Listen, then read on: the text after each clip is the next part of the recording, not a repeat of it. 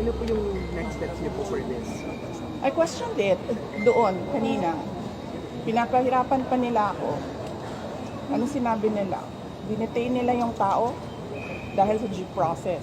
Dahil, ano ba yung sinabi niya?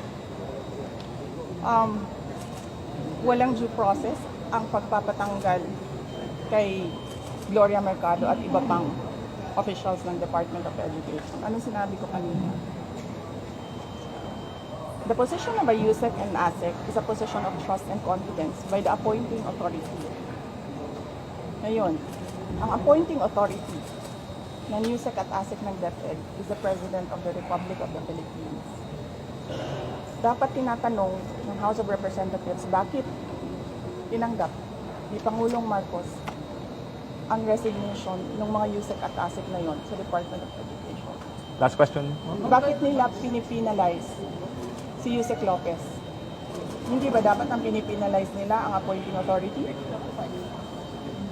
Last Isa pa two. sir, sandali. Ano ba yung sinabi nila? Evasive. And now you clearly see, she doesn't know anything. Kasi DepEd po pala tayo. Pero pagdating natin sa OVP, makikita ninyo, she doesn't know anything about confidential funds. So saan doon ang evasive answers? Last question. Penalize nila si Yusek Lopez for writing a letter to the Commission on Audit on the position of the Office of the Vice President regarding the release of documents regarding confidential funds. Bakit may penalize ang tao pumirma para sa isang opisina, posisyon ng opisina? Saan ang justisya dito? And ano sinabi nila kanina? Diba? Apparently, hindi nila alam ang batas. Ano sabi nila? Questionin mo na lang sa korte. Saan kami pupunta? Sa mga ginagawa sa amin. Mismong committee, alam na nilang mali yung ginagawa nila. Sasabihin lang sa amin, pumunta ka sa korte. Napakadali na sabihin nila, okay, we will set aside the detention order. Pero hindi. Mali na nga yung una mong detention. Mali pa yung sumunod mo na order. And then sasabihin mo sa tao na nakakulong, hindi makalabas. Kahit ako hindi ako makalabas basta-basta. Dalhin mo yan sa korte. Tama ba yun? Kayong mga taong bayan, tanungin ko kayo, tama ba na hindi alam ng ating House of Representatives kung ano ang mga batas?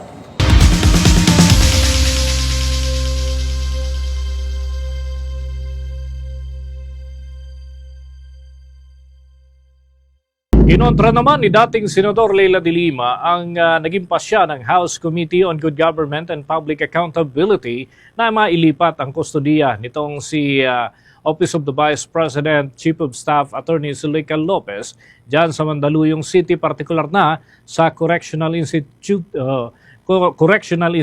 for Women. Ayon nga kay de Lima, maaaring ma-detain lamang ito si Lopez sa pasilidad ng Kongreso ngunit hindi sa kahalintulad na pasilidad ng correctional. Kung maalala mga kabombo, pinatawa ng House Blue Ribbon Committee ng contempt itong si Lopez dahil daw sa pagsisinungaling at umano'y hindi pagsasabi ng buong katotohanan sa ginanap na pagdinig ng naturang lupo noong nakalipas na linggo. Ito ay may kinalaman pa rin sa usapin ng Confidential at Intelligence Fund ng Office of the Vice President at Department of Education. Ipinag-utos na rin ng Kamara na ilipat ang kustodiya nitong si Lopez mula sa House Detention Facility patungo naman sa Correctional Institute for Women dyan sa Mandaluyong City. Pero hinarang naman ni Vice President Sara Duterte ang naturang kautusan at sinabing siya ang tumatayong abogado nitong si Lopez at kinakailangan muna ng approval ang naturang hakbang at ikonsidera din ang kalusugan ng kanyang Chief of Staff. Ayon pa kay de Lima, hindi maaari na ma-detain itong si Lopez sa Mandaluyong dahil hindi naman ito convicted sa isang partikular na kaso. kung sakasakali man may sakit talaga itong si Lopez, sinabi ng dating senador na maaari naman itong mamalagi sa government hospital at doon na lamang i-monitor ng mga tauhan ng Kongreso. Which means yung nagiging line of questioning na ating colleagues are essential to the conduct of our proceedings sa komite. Ilang, Mr. Chair. Thank you. Mr. Chair, this is the problem of non-lawyers. They insist. They insist on something that should not be done. Marcoleta, you recognized. Thank you, Mr. Chair. I know that our rules of procedure in aid of legislation includes suppletorily the use of the rules of court.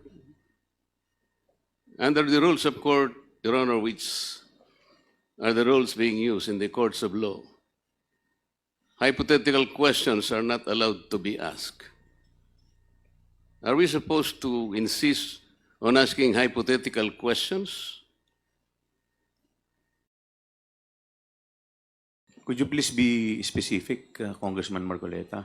It's very specific, Mr. Chair. The witness is being asked hypothetical questions. These are disallowed in the courts of law. If you're using the rules of court suppletorily, what is the purpose of asking hypothetical questions? Under our internal rules, the rules of procedure governing the proceedings before the Committee on Good Government under Section 16, it provides that rules of procedure and evidence in any meeting of the committee, the rules of evidence prevailing in courts of law or equity shall not be controlling, and the committee shall use every and all reasonable means to ascertain the facts in each case speedily and objectively without regard to technicality of law or procedure. Yes, Mr. Chair, we're talking of facts. All in the We're intent. not talking about hypothetical situations here. We're not supposed to be getting facts out of speculations. We cannot speculate on the questions that should be asked and answered. This will not benefit the committee, Mr. Chair. Thank you very much. Thank you. Noted, Congressman Marcoleta. Please Mr. Chair. continue with the... Mr. Chair.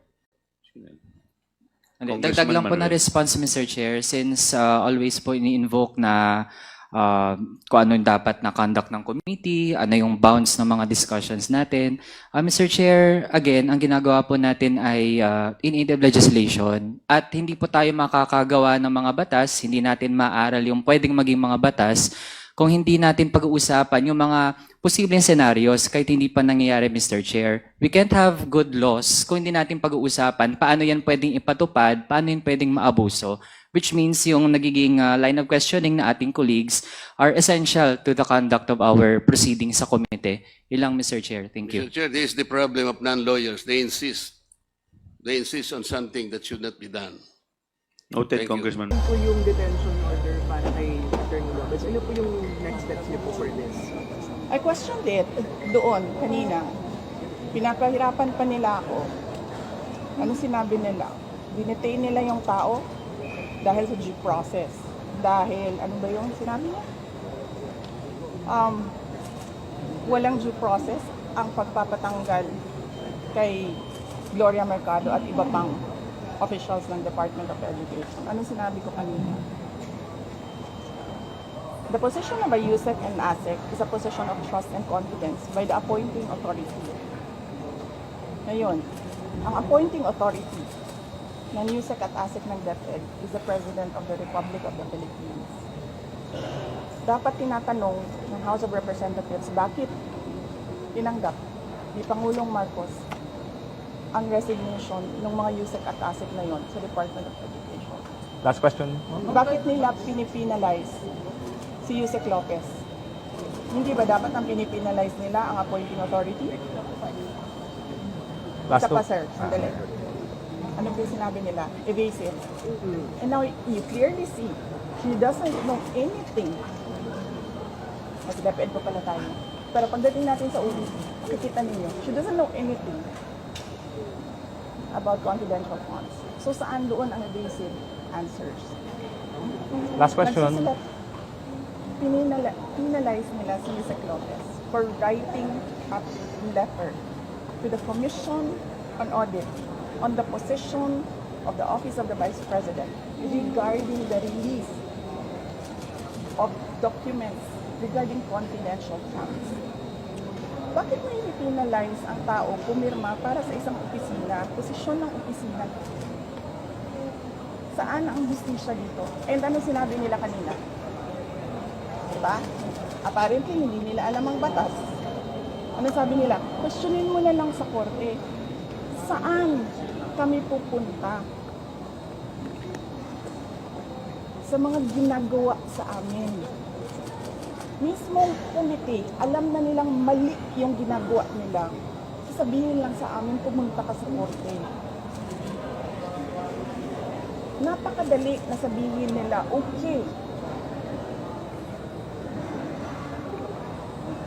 we will set aside the detention order. Pero hindi. Mali na nga yung una mong detention. Mali pa yung sumunod mo na order. And then sasabihin mo sa tao na nakakulong, hindi makalabas. Kahit ako, hindi ako makalabas basta-basta.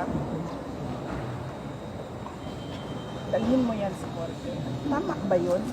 Kayong mga taong bayan, tanungin ko kayo, tama ba na hindi alam ng ating House of Representatives kung ano ang mga batas?